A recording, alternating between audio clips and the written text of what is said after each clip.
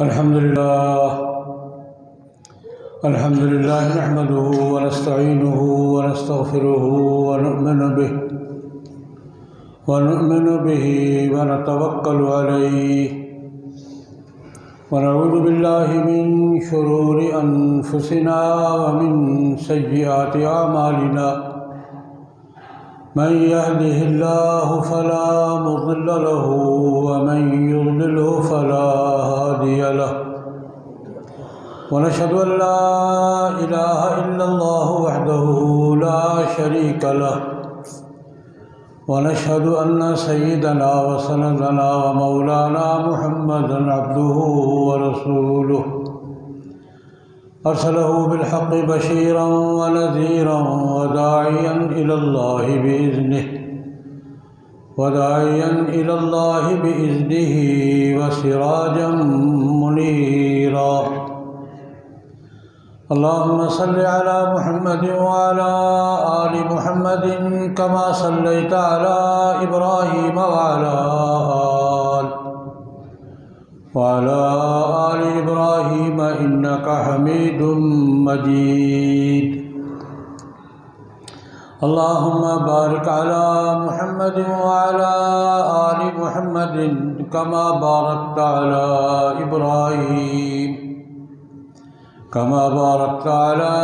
إبراهيم وعلى آل إبراهيم إنك حميد مجيد أما بعد فأعوذ بالله من الشيطان الرجيم بسم الله الرحمن الرحيم قد أفلح المؤمنون الذين هم في صلاتهم خاشعون والذين هم عن اللغو معرضون والذين هم للزكاة فاعلون والذين هم لفروجهم حافظون إلا على أزواجهم أو ما ملكت أيمانهم فإنهم غير ملومين فمن ابتغى وراء ذلك فأولئك هم العادون والذين هم لأماناتهم وعهدهم راعون والذين هم على صلواتهم يحافظون أولئك هم الوارثون الذين يرثون الفردوس هم فيها خالدون صدق الله العظيم۔ بزرگان محترم، برادران اسلام، قرآن مقدس کی چند آیات کریمہ تلاوت کی ہیں۔ مختصر وقت کے اندر ان آیات مبارکہ کی روشنی میں کچھ ضروری باتیں عرض کرنے کی کوشش کروں گا۔ اللہ جل جلالہ و عظم جلالہ کی بارگاہ میں دعا فرمائے، خداوند ذوالجلال مجھے صحیح عرض کرنے کی، آپ حضرات کو صحیح سننے کی، مجھے آپ کو سب مسلمان بلکہ انسان بھائیوں کو صحیح بات سمجھنے، قبول کرنے اور اس پر عمل کرنے کی توفیق عطا فرمائے۔ رمضان المبارک کا آغاز ہو چکا ہے الحمدللہ۔ اللہ تبارک و تعالیٰ نے یہ برکتوں رحمتوں والا مہینہ ایک بار زندگی میں پھر عطا فرمایا ہے۔ اس کی مہربانی ہے، اس کا کرم ہے، اس کا فضل ہے، اور اللہ پاک کا مزید کرم ہم یہ مانگتے ہیں کہ مولا کریم صحت کے ساتھ، عافیت کے ساتھ، ذوق کے ساتھ، شوق کے ساتھ، توفیق کے ساتھ اللہ پاک رمضان المبارک بہتر طریقے سے گزارنے کی توفیق عطا فرمائے۔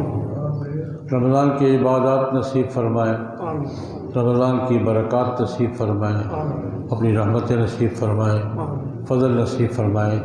ہمیں بھی، تمام اہل وطن کو، تمام اہل اسلام کو، تمام اہل دنیا کو رحمتیں تو اللہ کی سب کے لیے، اللہ پاک سب کو رحمت عطا فرمائے اپنے اپنے دائرے میں، اور رمضان المبارک کو پوری دنیا انسانیت کے لیے رحمتوں اور برکتوں کا ذریعہ۔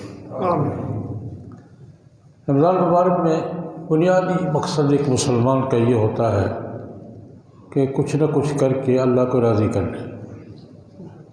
بنیادی مقصد تو یہی ہے کہ ایسے کام ہو جائیں اللہ پاک راضی، اللہ پاک راضی ہوگا تو آخرت سنور جائے گی۔ ہم تو لالچی لوگ ہیں۔ وہ ایک واقعہ مشہور ہے، حضرت رابعہ بصریہ رحمہ اللہ تعالی بہت ایک خاتون تھیں، اللہ کی ولی تھی۔ ان کے بارے میں کہاوت ہے، ایک دن غصے میں آئیں، ایک ہاتھ پہ لوٹا لیا، ایک ہاتھ پہ آگ لی، چل پڑی۔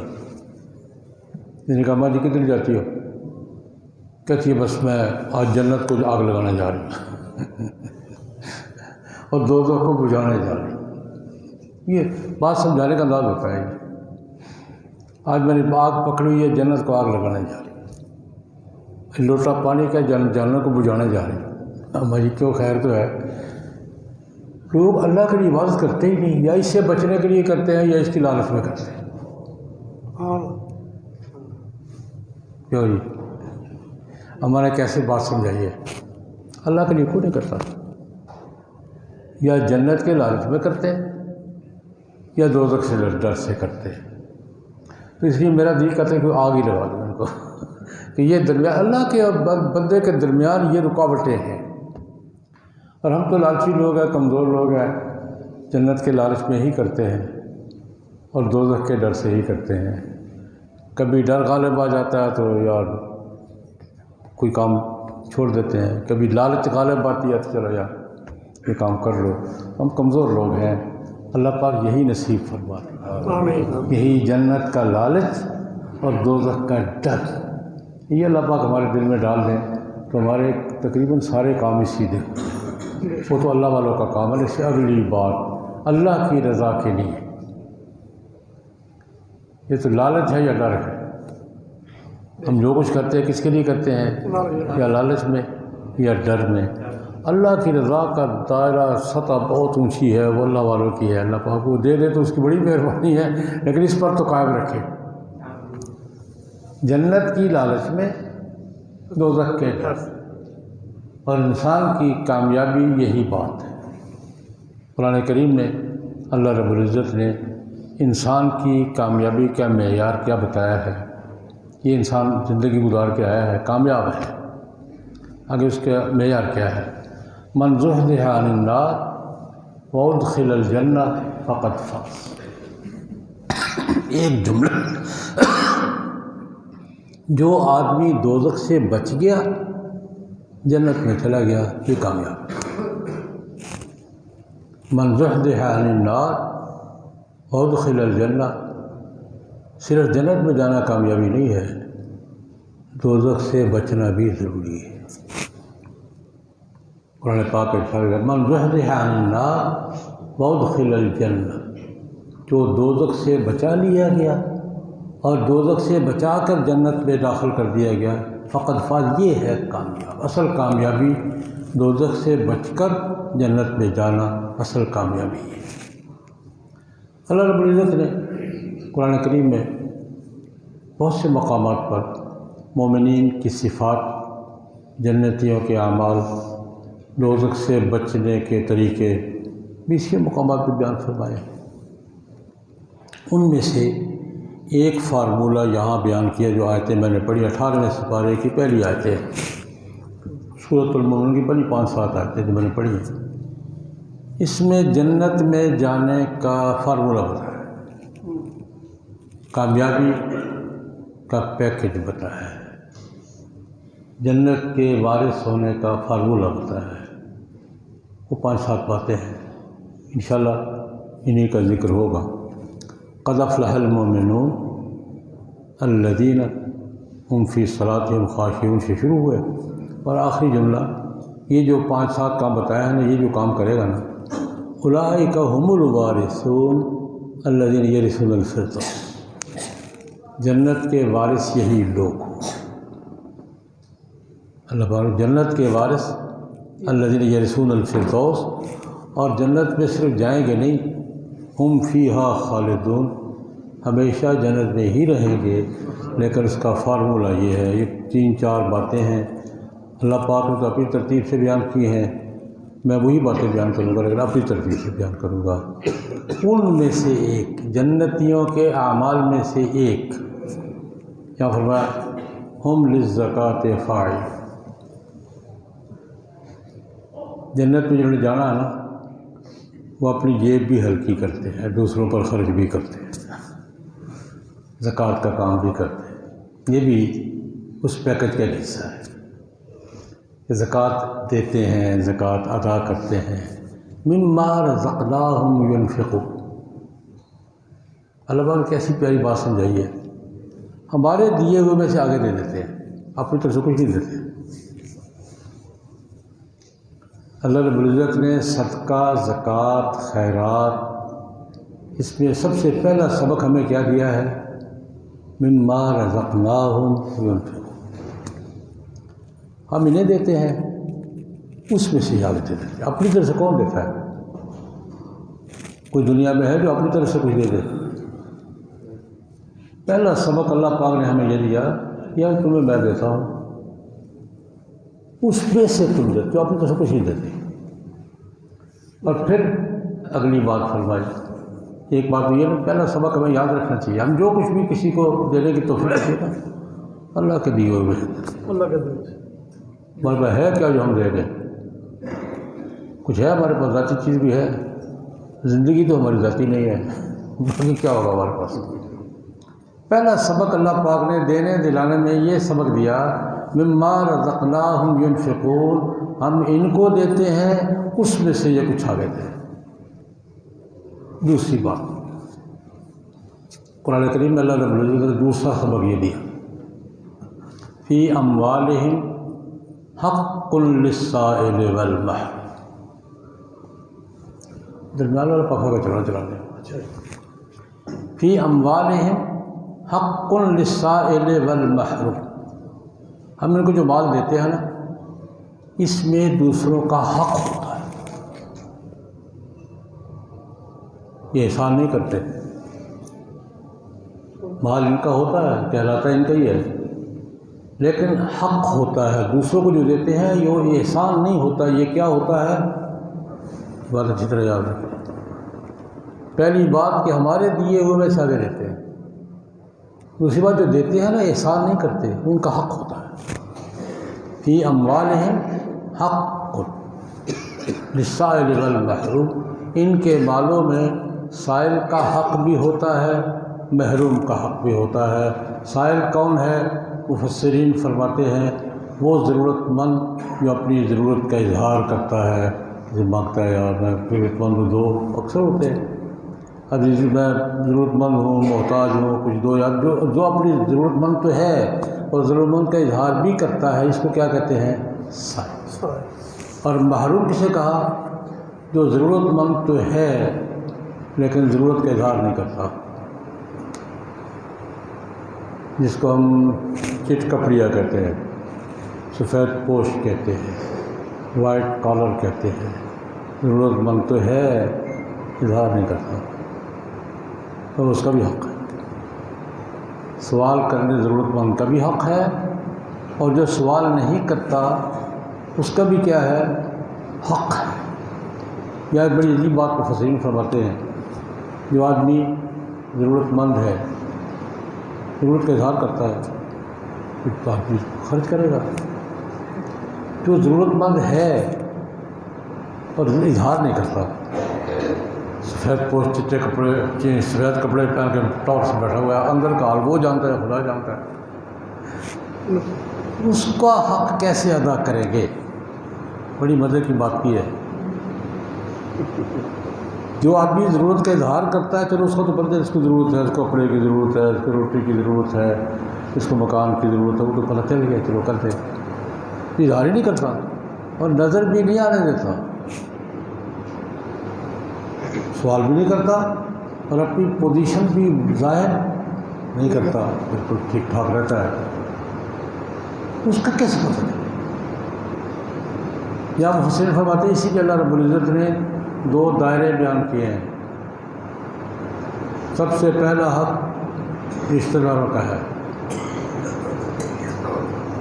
خرچ کرنے میں سب سے پہلا حق کس کا ہے؟ اس کی ایک وجہ یہ بھی ہے کہ رشتہ داروں کا آدمی کو پتہ ہوتا ہے، رشتہ داروں کو پتہ ہوتا ہے جو اپنی برادری میں آدمی کو پتہ نہیں ہوتا کون کس پوزیشن میں،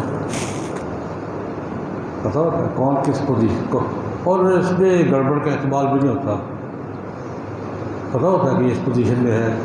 اس لیے ایک وجہ یہ بھی ہے کہ رشتہ داروں میں خرچ کرنے کا ثواب اس لیے بھی زیادہ ہے کہ آدمی کو تسلی ہوتی ہے کہ یہ مستحق ہے یا نہیں ہے۔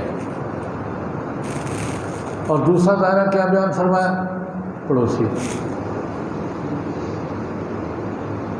ایک رشتہ دائرہ کیا بیان فرمایا؟ رشتہ دار، پتہ ہوتا ہے آدمی کو، اور دوسرا دائرہ کیا بیان فرمایا؟ پڑوسی۔ ارد گرد کے جو پڑوسی کا بھی پتہ ہوتا ہے، اتنی آنکھیں بند کر لے۔ آج کل تو خیر ہماری آنکھیں بند ہی ہیں۔ ابھی ایک جدید سوسائٹی میں کل میں نے نماز پڑھی مغرب کی ایک مسجد میں، اس سے پہلے دیا گیا تو میں نے کہا یار یہاں سنا ہے کہ یہ جو جدید سوسائٹیاں ہماری بڑی ہیں جہاں بڑے خوش ہو کر جاتے ہیں، ان میں پڑوسی کا اس وقت تک پتہ نہیں چلتا جب تک وہاں کوئی لاش نہ اٹھے۔ ایسا ہی پتہ چل رہا ہے دائیں کون رہتا ہے، بائیں کون رہتا ہے، سامنے کون رہتا ہے، پیچھے کون رہتا ہے، پتہ چلتا ہے جب تک لاش نہیں اٹھتی وہاں سے۔ ماتم ہو گیا جی، وہ کون ہے جی یہ، اچھا پھر پتہ چلتا ہے کہ یہ فلاں ہے۔ جب تک پہلے شادیوں میں پتہ چل جاتا تھا، شادیاں بھی شادی حالوں میں ہوتی ہیں،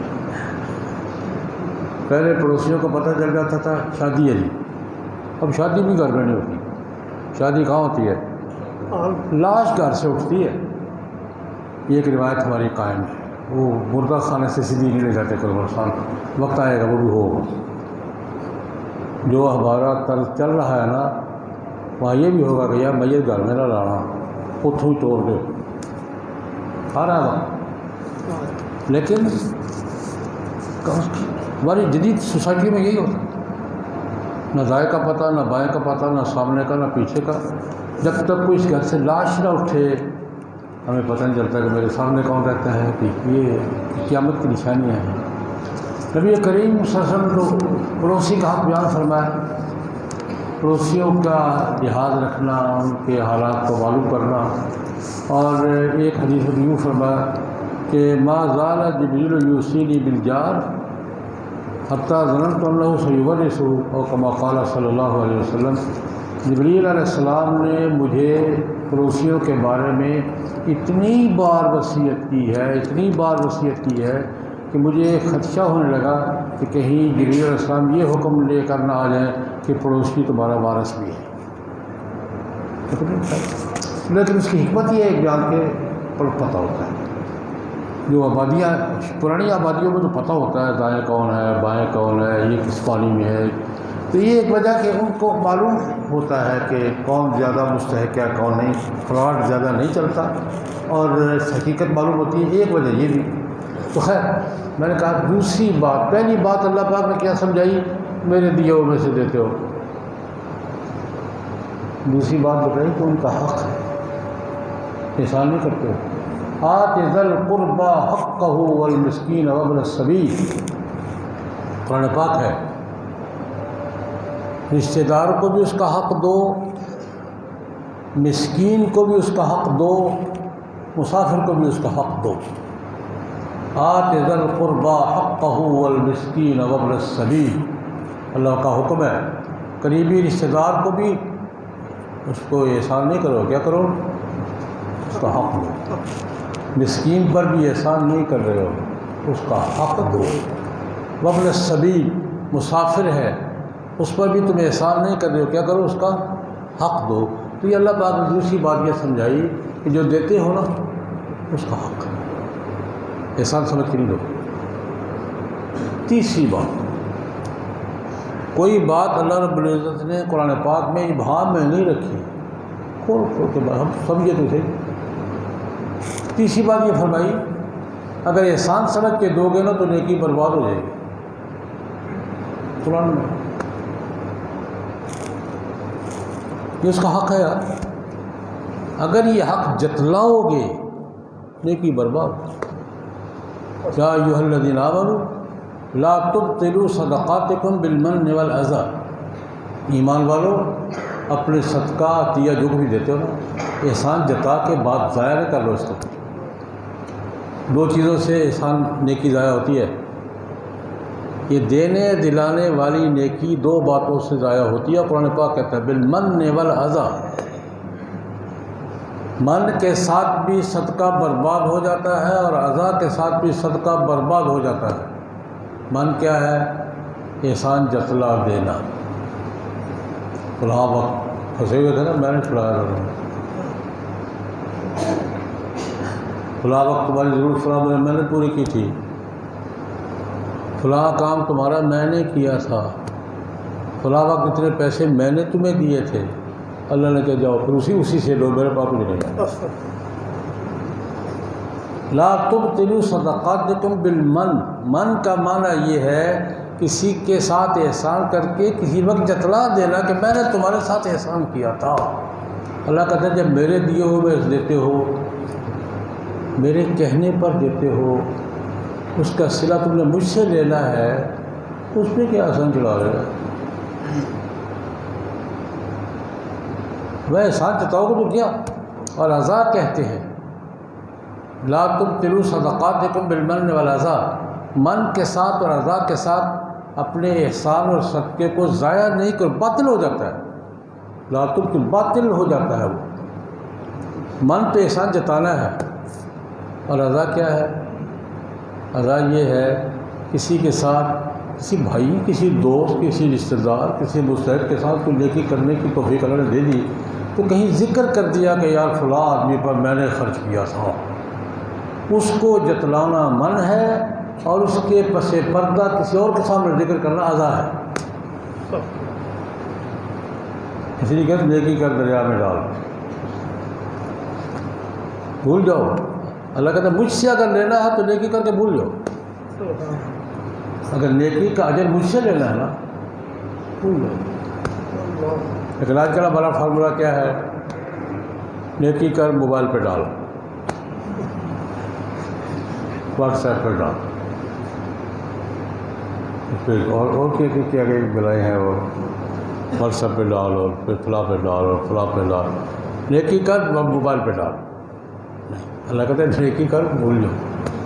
اگر مجھ سے نیکی کا اجر لینا ہے تو پھر نیکی کر کے بھول جاؤ، میرے ساتھ معاملہ رکھو.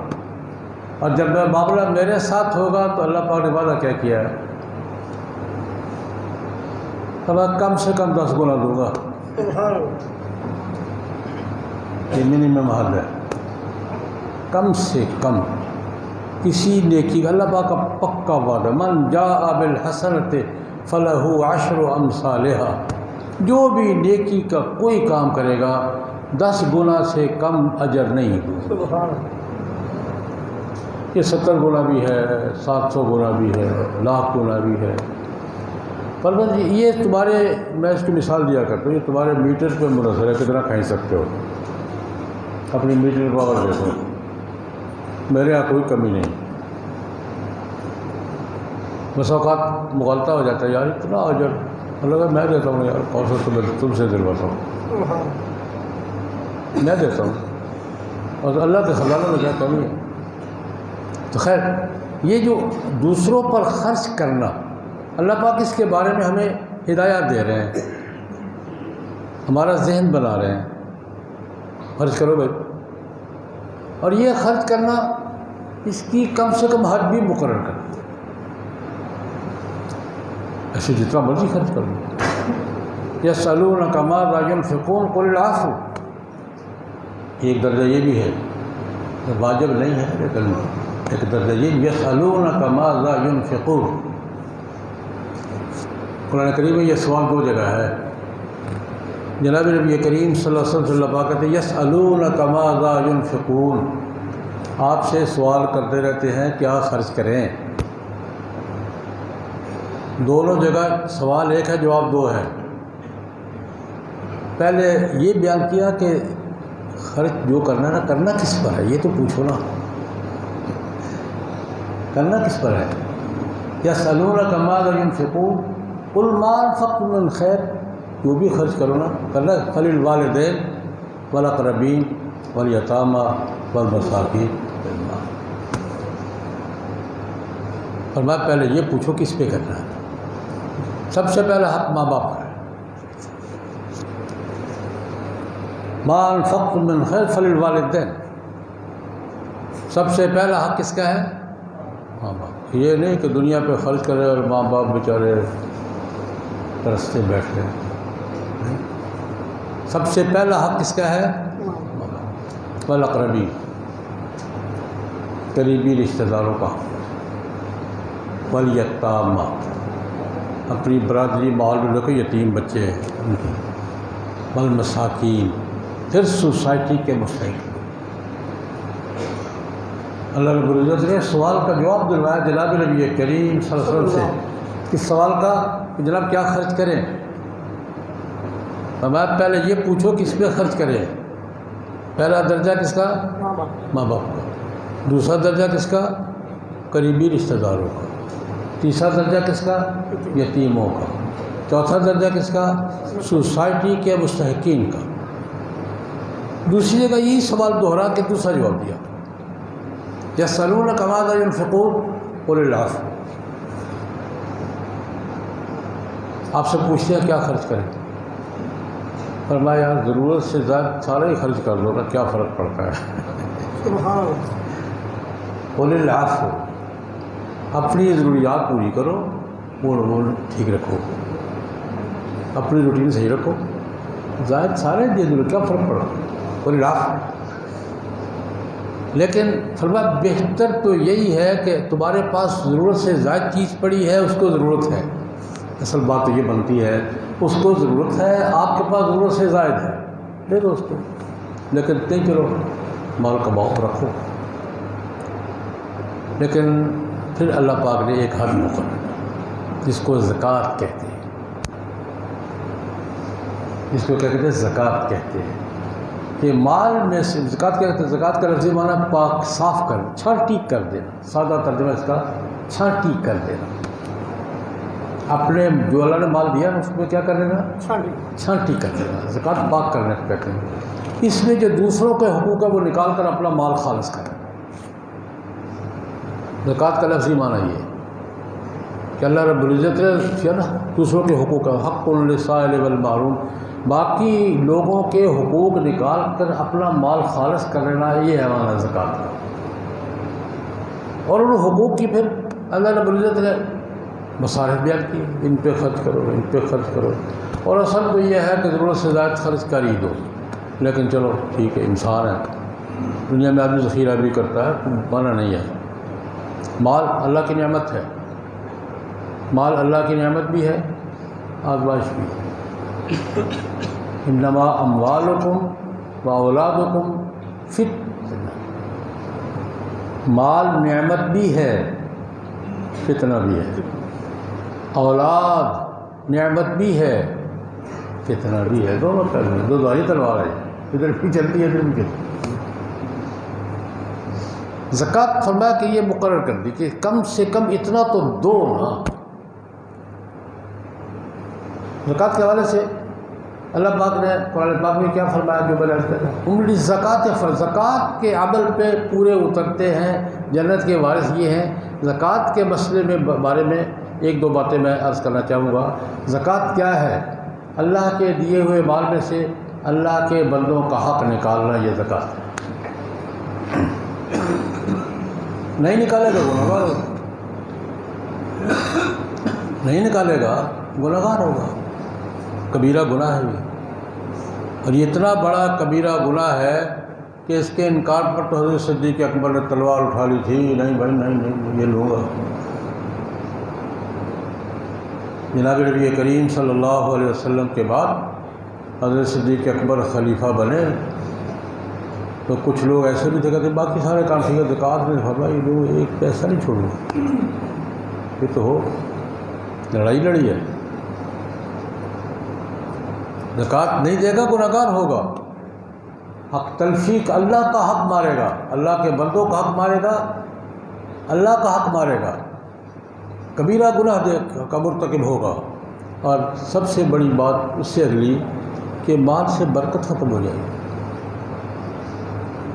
اللہ رب العزت نے قرآن پاک پر اصول بیان کرنا ہمیں سمجھان سزاد پرست لوگ ہیں۔ فرمایا یمحق اللہ الربا ویربی الصدقات۔ لوگ یہ سمجھتے ہیں کہ سود پر رقم دینے سے رقم بڑھتی ہے اور صدقہ دینے سے کم ہوتی ہے۔ ظاہری منظر یہی ہے، سود پہ پیسے دیے 100 پہ 110 مل گئے، بڑی ہے نا، اور زکوٰۃ دی ہے کم سے کم 2.5 تو دے گا نا، تو 100 کے 97 رہ گئے۔ ظاہری اللہ کا تو نہیں ہے، اور تمہیں نہیں پتہ، تم نہیں جانتے۔ یمحق اللہ الربا ویربی الصدقات، سود سے رقم کم ہوتی ہے، صدقے سے رقم بڑھتی ہے۔ اللہ قرآن پاک میں یمحق اللہ الربا، سود کے لین دین سے رقم کیا ہوتی ہے؟ کم ہوتی ہے۔ اور ویربی الصدقات، صدقہ ادا کرنے سے رقم کیا کرتی ہے؟ بڑھتی ہے۔ باقی بات اگلے جمعے سے بھی ایک جملہ عرض کروں گا۔ اصل ایک ہوتی ہے گنتی، ایک ہوتی ہے ویلیو۔ ایک ہے گنتی، 100 کی گنتی 100 روپیہ آج سے 40 سال پہلے کیا تھا، اب وہی 100 روپیہ لاکھ ہو کر بھی کچھ نہیں ہے۔ ایک ہوتی ہے گنتی، ایک ہوتی ہے ویلیو۔ فرمایا تمہارے بزنس جو ہے نا، یہ قاعدے ان سے گنتی بڑھتی ہے اور اللہ کے ضابطے سے ویلیو بڑھتی ہے۔ باقی باتیں پھر سے انشاءاللہ۔ ایک بات اور ضروری ہے، کل پرسوں سے 2-3 دن سے معاملہ چل رہا ہے، تحریک لبیک پاکستان پہ پابندی لگی ہے، اس کو خلاف قانون قرار دے دیا گیا ہے۔ اس حوالے سے 2-3 گزارشات مختصر۔ پہلی بات تو یہ ہے، دیکھیے ناموس رسالت صلی اللہ علیہ وسلم کا تحفظ ہماری حکومتوں کی ذمہ داری ہے یا نہیں ہے؟ وہ نہیں کریں گے تو لوگ سڑکوں پر آئیں گے، یہ تفصیل کی ضرورت نہیں۔ حکومتیں نہیں کریں گے تو لوگ سڑکوں پر۔ دوسری بات یہ اپنے جذبات کا اظہار، اپنے مطالبات کے لیے اظہار کرنا، احتجاج کرنا ہر شہری کا حق ہے، وہ قوم کا معاملہ ہو، دین کا معاملہ ہو، یہ ہر شہری کا کیا ہے؟ حق ہے۔ تیسری بات، شرط یہ ہے کہ قانون کے دائرے میں، قانون ہاتھ میں لینا ہمارا تو آپ کو معلوم نہ کبھی لیا ہے نہ حمایت کرتے ہیں۔ قانون ہاتھ میں لینا درست، دستور کے دائرے میں، قانون کے دائرے میں، امن کے دائرے میں، شہر کے امن کو نقصان بغیر ہر ایک کا حق ہے، ہر ایک کو استعمال کرنا چاہیے۔ یہ بات اصولی طور پہ ہر آدمی کا حق ہے اپنے مطالبات کے لیے سڑکوں پر آئے، اور ہر آدمی کی ذمہ داری ہے کہ وہ قانون کی پاسداری کرے، امن کے تقاضوں کا لحاظ رکھے۔ چوتھی بات میں یہ عرض کرنا چاہوں گا، جب آپ نے ان سے معاہدہ کیا تھا، معاہدہ کرتے وقت سوچنا تھا کہ پورا کر سکتے ہیں کہ نہیں کر سکتے، کیا تو معاہدہ پورا کرو نا۔ علی دیکھو کمال ہو گئی معاہدات کی بات۔ امریکہ نے معاہدہ کیا تھا افغانستان میں کہ 1 مئی تک نکل جاؤ گا، کتنا مشکل ہے جی، امریکہ کے لیے مشکل۔ یہاں ہمارے کہ وعدہ کیا تھا جی فرانس کے سفیر کو، جی مشکل ہے جی، وہ وعدہ کرتے وقت سوچنا تھا نا، جب سائن کر رہے تھے، یعنی امریکہ کی حوالے میں امریکہ کے سابق صدر جب سائن کر رہے تھے کہ ہم 1 مئی تک، اس وقت سوچنا تھا کہ نکل سکتے ہیں کہ نہیں نکل سکتے۔ اب اتنی 4 مہینے پڑھاؤ گے، یہاں بھی بھائی آپ نے معاہدہ کیا تھا، اس کے سوچنا تھا، اچھا چلو آپ نے معاہدہ کر لیا، وقت گزار لیا، اس کے بعد کتنا عرصہ گزرا ہے، کبھی آپ نے اس مسئلے پر، میں بالکل دو ٹوک بات ہوں، کبھی آپ نے حکمرانوں نے اس مسئلے پر کہ یہ وعدہ کرنا ہمارے ملک کے مفاد میں نہیں ہے یا مشکل ہے، کسی کو اعتبار میں لیا؟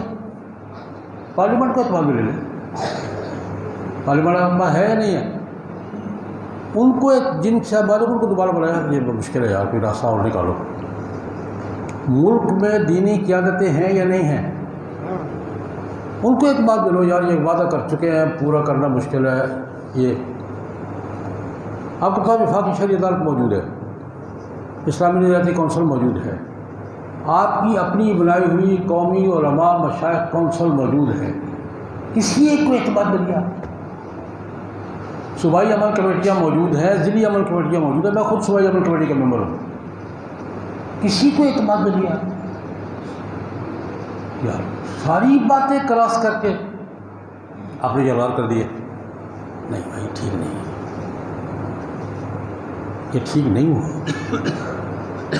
کوئی پہلو، کوئی فورم، کوئی طریقہ، کوئی دائرہ، کوئی پروسیس، سارے پروسیس نظر انداز کر دیے، سارے فورم نظر انداز کر دیے، کسی کو اعتماد میں نہیں لیا اور کارروائی شروع کر دی ہے۔ بھائی یہ درست نہیں ہے۔ اب بھی جو ہو چکا، میں تفصیلات میں نہ وقت ہے نہ، لیکن ایک بات میں کہوں گا، اب بھی وقت ہے کارروائی کو آگے بڑھانے سے پہلے کم از کم پارلیمنٹ کو تو اعتماد میں لو۔ پارلیمنٹ کو اعتماد میں لینا چاہیے نہیں لینا چاہیے؟ اس مسئلے پر پارلیمنٹ کا مشترکہ فوری اجلاس بلا کر اعتماد میں لو، وفاقی شرعی عدالت کے اعتماد میں لو، اسلامی لیجسلیٹو کونسل کے اعتماد میں لو، جو آپ کے ریاستی ادارے ہیں ان کو اعتماد میں لو، عمل کمیٹیوں کو اعتماد میں لو۔ یہ بات درست نہیں ہے میرے بھائی کہ سب پروسیس اور سارے فارم کراس کرتے ہوئے آپ نے کارروائی شروع کر دی ہے۔ ہم اس کی حمایت نہیں کریں گے، لیکن اس کے ساتھ یہ بات بھی مظاہرہ کرنے والوں سے بھی، میرے بھائی مظاہرہ آپ کا حق ہے، قانون شکنی آپ کا حق نہیں ہے، توڑ پھوڑ آپ کا حق نہیں ہے، عمل کو خراب کرنا آپ کا حق نہیں ہے، قانون کو ہاتھ میں لینا آپ کا حق نہیں ہے۔ دونوں بات برابر کریں گے، ادھر یہ آپ کا حق نہیں ہے اور یہ آپ کا حق نہیں ہے، لیکن جو کچھ ہو چکا ٹھیک نہیں ہوا، لیکن فوری طور پر ہمارا مطالبہ ہے کہ پارلیمنٹ کا ہنگامی اجلاس بلا کے پوری صورتحال کو ڈسکس کیا جائے۔ یہ ناموس رسالت کا مسئلہ صرف تحریک لبیک پاکستان کا مسئلہ نہیں ہے، پاکستان کے ہر مسلمان کا مسئلہ ہے۔ ہمارے محترم بھائی، ایک تو ہماری شہر کی معروف شخصیت غلام قادر خان ہمارے میئر بھی رہے ہیں، غلام دستگیر خان صاحب کے بھائی، ہماری شہر کی معروف ان کا انتقال ہو گیا ہے۔ ہمارے جمعیت علماء اسلام کے ایک بڑے رہنما تھے حافظ ریاض درانی صاحب، ان کا انتقال ہو گیا ہے۔ اور ہمارے یہ لدھیانوی خاندان، علامہ مولانا لدھیانوی رحمۃ اللہ علیہ کے خاندان کے طارق صاحب جو حقانی صاحب کے بڑے بھائی ہیں، ان کا انتقال ہو گیا ہے۔ مرحومین کے لیے دعا کریں، اللہ پاک ان کی مغفرت فرمائے، جنت میں درجات بلند فرمائے۔